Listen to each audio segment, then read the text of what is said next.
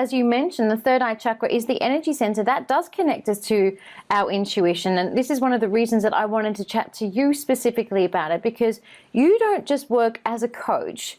You actually provide a platform for people to become one, as well as another platform for them to advertise and share their unique expertise. And I'm incredibly inspired by your vision and how you hold the space for others to spread their own light. So how do you find the inspiration to do this continuously? You know, that is such a lovely question. You know, when you put it that way, it makes me really think about the bigger picture of everything that we're doing with the Beautiful You Coaching Academy.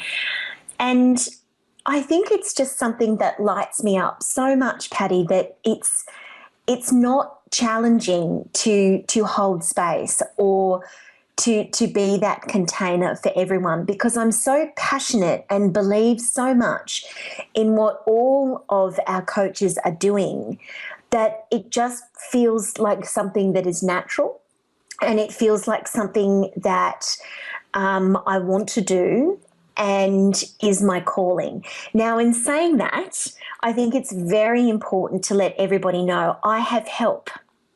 You know, I no longer, you know, it is not me that is the only person that is holding space for what is now hundreds of people, you know, around the world, and I know will grow into thousands.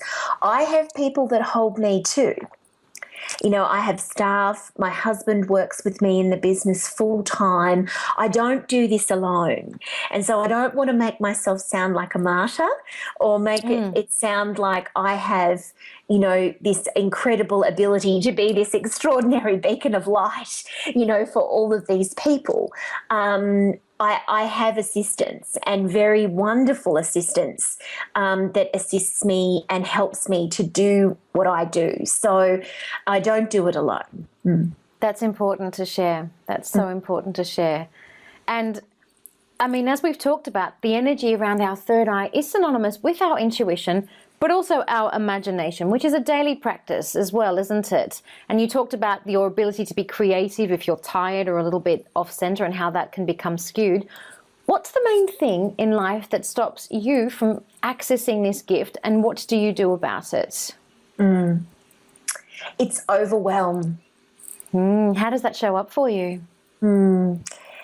That shows up, you know, really the simplest way I can describe it is when I feel, even though it might not actually be a reality, because I think there's a difference, when I feel, or it might be a reality, that there is just simply too much to do and not enough time. Yeah. And I'm familiar with that old chestnut. Yeah, so that for me equates to overwhelm. And sometimes that overwhelm is actually a reality. And that means that for me to be able to deal with that, I need to delegate.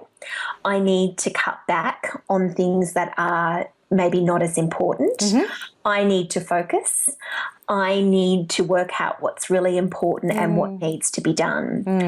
And then if it's not actually a reality, but rather I'm feeling overwhelmed, even though it might not necessarily be the case that I have any cause to feel overwhelmed, then I know that that is an ego thing, or it is a tired thing, or it is a self-orientated thing that I need to work on. And so what that usually means is more sleep, more self-care, you know, better, you know, management of just me. You know, sometimes it might even just be, you know, sort of time out that is required, you know, where I need to get outside or do something else entirely to be able to just sort of move through that feeling and come back to center and know it's okay. There's no need for this overwhelm to sort of,